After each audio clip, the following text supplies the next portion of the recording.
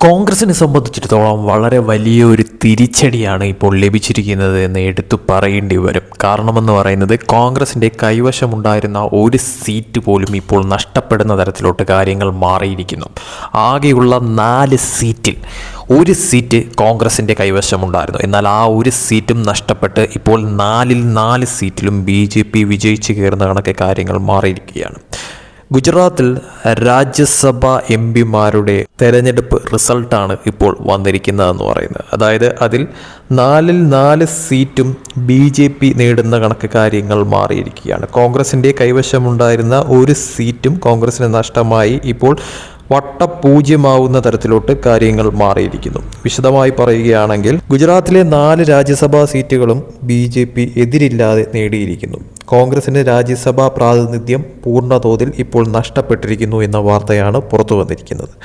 പ്രതിപക്ഷ സ്ഥാനാർത്ഥികൾ ആരും മത്സരരംഗത്തേക്ക് ഇല്ലാത്തതിനാൽ, അതായത് മത്സരരംഗത്തേക്ക് എത്താത്തതിനാൽ BJP എതിരില്ലാതെ വിജയിക്കുന്ന കണക്ക് കാര്യങ്ങൾ മാറിയിരിക്കുകയാണ്. അതിനാൽ ഗുജറാത്തിലെ 4 രാജ്യസഭാ സീറ്റുകളും BJP എതിരില്ലാതെ നേടുകയായിരുന്നു. ജിതേന്ദ്ര കൻസാരിയ, മൻസിംഗ് പർമർ, രാജേഷ് ശുക്ല, മുകേഷ് റത്വ എന്നിവരെ തിരഞ്ഞെടുക്കപ്പെട്ടതായി പ്രഖ്യാപിച്ചു കഴിഞ്ഞിരിക്കുന്നു. അതേസമയം കോൺഗ്രസ് നേതാവ് ശക്തി സിംഗ് ഗോഹിൽ വിരമിച്ചതോടെ ഗുജറാത്തിൽ നിന്നുള്ള രാജ്യസഭാ പ്രാതിനിധ്യം പാർട്ടിക്ക് എല്ലാ രീതിയിലും നഷ്ടപ്പെടുന്ന തരത്തിലോട്ട് കാര്യങ്ങൾ മാറിയിരിക്കുന്നു. കോൺഗ്രസിനെ സംബന്ധിച്ചിടത്തോളം ഗുജറാത്തിൽ നിന്നുള്ള 4 രാജ്യസഭാ സീറ്റുകളിലേക്കും BJP സ്ഥാനാർത്ഥികൾ എതിരില്ലാതെ തിരഞ്ഞെടുക്കപ്പെട്ടിരിക്കുന്നു. ഗുജറാത്തിൽ നിന്നുള്ള ശേഷിക്കുന്ന രാജ്യസഭാ പ്രാതിനിധ്യവും കോൺഗ്രസിന് പൂർണ്ണതോതിൽ നഷ്ടപ്പെട്ടിരിക്കുന്നു. BJPയുടെ നിയമസഭാ ഭൂരിപക്ഷം സുഗമമായ വിജയം അവർക്ക് ഉറപ്പാക്കിയിരിക്കുന്നു എന്നുള്ള വാർത്ത പുറത്തു വന്നു കഴിഞ്ഞിരിക്കുന്നു. ഗുജറാത്തിലെ തന്നെ 4 സീറ്റുകളിലേക്കുള്ള ദ്വിവത്സര രാജ്യസഭാ തെരഞ്ഞെടുപ്പ് ഈ മാസം ആദ്യം ഇന്ത്യൻ തെരഞ്ഞെടുപ്പ് കമ്മീഷൻ പ്രഖ്യാപിച്ചിരുന്നു. ജൂൺ 8 വരെ നാമനിർദ്ദേശങ്ങൾ സ്വീകരിച്ചിരുന്നു. 4 BJP സ്ഥാനാർത്ഥികളും സാധുവായ നാമനിർദ്ദേശ പത്രികകൾ സമർപ്പിച്ചിരുന്നു. ജൂൺ 9 നടന്ന സൂക്ഷ്മ പരിശോധനയ്ക്ക് ശേഷം എല്ലാ നാമനിർദ്ദേശങ്ങളും സാധുവാണെന്ന് കണ്ടെത്തുകയും സ്ഥാനാർത്ഥികളുടെ എണ്ണം ഒഴിവുകളുടെ എണ്ണവുമായി പൊരുത്തപ്പെടുകയും ഒരു സ്ഥാനാർത്ഥിയും മത്സരത്തിൽ നിന്നും പിന്മാറിയിരിക്കുകയും ചെയ്തതിനാൽ രാജ്യസഭാ തെരഞ്ഞെടുപ്പ് നിയമങ്ങൾ പ്രകാരം തെരഞ്ഞെടുപ്പ് മത്സരമില്ലാതായി പ്രഖ്യാപിക്കുകയായിരുന്നു.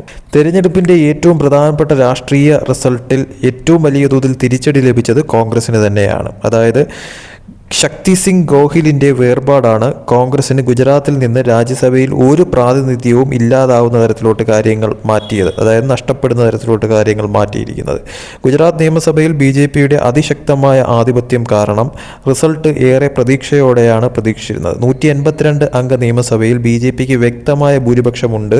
അതിനാൽ മതിയായ നിയമനിർമ്മാണ പിന്തുണയില്ലാതെ പ്രതിപക്ഷ പാർട്ടികൾക്ക് രാജ്യസഭയിൽ പ്രാതിനിധ്യം നേടുന്നത് അസാധ്യമാണ് എന്നതാണ് ഇതിനർത്ഥമെന്ന് പറയുന്നത്. രാജ്യസഭയിലേക്ക് BJPയുടെ 4 സ്ഥാനാർത്ഥികളും എതിരില്ലാതെ തിരഞ്ഞെടുക്കപ്പെട്ടത് ഗുജറാത്തിലെ രാഷ്ട്രീയ രംഗത്ത് തന്നെ പാർട്ടിയുടെ അതിശക്തമായ ശക്തിയെയാണ് പ്രതിഫലിപ്പിക്കുന്നത്. ഇപ്പോൾ ഈ വിജയം സംസ്ഥാനത്തിന്റെ പാർലമെന്ററി പ്രാതിനിധ്യത്തിൽ BJPയുടെ തുടർച്ചയായ ആധിപത്യം ഉറപ്പാക്കുക മാത്രമല്ല, ശക്തി സിംഗ് ഗോഹിൽ വിരമിച്ചതിനെ തുടർന്ന് രാജ്യസഭയിൽ ഗുജറാത്തിൽ നിന്നുള്ള കോൺഗ്രസ് പ്രാതിനിധ്യവും അവസാനിക്കുകയും ചെയ്യുന്നു എന്നതിന്റെ ഏറ്റവും വലിയ നിർണായകമായിട്ടുള്ള റിസൾട്ടാണ് ഗുജറാത്തിൽ നിന്നും സംഭവിച്ചിരിക്കുന്നതെന്ന് പറയുന്നത്. ശരിക്കും പറഞ്ഞാൽ ഇത് കോൺഗ്രസിനെ സംബന്ധിച്ചിടത്തോളം കനത്ത ഒരു പ്രഹരമാണ്, അല്ലെങ്കിൽ തിരിച്ചടിയാണ് എന്ന കാര്യത്തിൽ യാതൊരു സംശയവുമില്ല. കാരണമെന്ന് പറയുന്നത് കോൺഗ്രസിന് ഇപ്പോൾ ഗുജറാത്തിൽ നിന്നും ഒരു തരത്തിലുമുള്ള രാജ്യസഭാ MPമാരില്ലാതെ കാര്യങ്ങൾ മാറിയിരിക്കുന്നു. പൂർണ്ണതോതിൽ 4ൽ 4 MPമാരും BJP ആവുന്ന തരത്തിലോട്ട് കാര്യങ്ങൾ മാറിയിരിക്കുന്നത് BJP സംബന്ധിച്ചിടത്തോളം അവർക്ക് ഗുജറാത്തിൽ എത്രത്തോളം ശക്തിയുണ്ട് എന്ന് തെളിയിക്കുന്ന തരത്തിലോട്ട്, അവരുടെ ഭൂരിപക്ഷം എത്രത്തോളം ശക്തമാണ് എന്ന് തെളിയിക്കുന്ന തരത്തിലോട്ട് കാര്യങ്ങൾ മാറിയിരിക്കുന്നു എന്നുള്ളത് 100% വ്യക്തമായി കഴിഞ്ഞിരിക്കുന്നു.